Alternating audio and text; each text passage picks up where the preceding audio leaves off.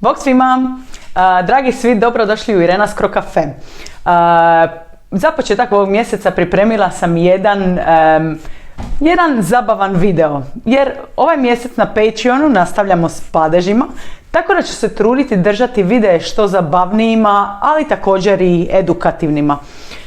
U ovom videu ćemo vidjeti 5 rečenica, 5 kratkih fraza koje ćete čuti često u Splitu i u Dalmaciji i koje često znaju zbuniti ljude koji uče hrvatski.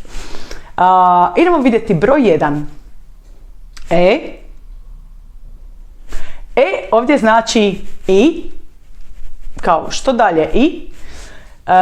Broj 2, drugi način za koristiti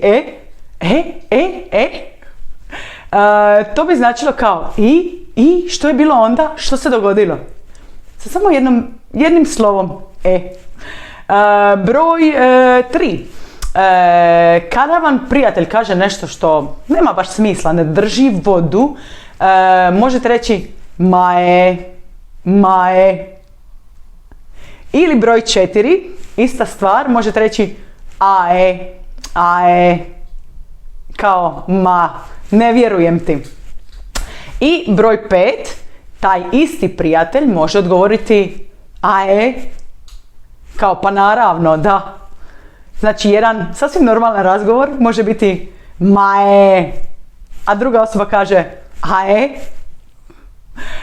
Ok, dragi svi, nadam se da ste uživali u ovom videu. Više videa možete pronaći na moj Patreon profilu. Hvala svim Patreonima na podršci. Zahvaljujući njima mogu snimati više ovih videa. Link na moj Patreon profil možete naći u opisu dolje. Hvala na gledanju i vidimo se uskoro. Ćao!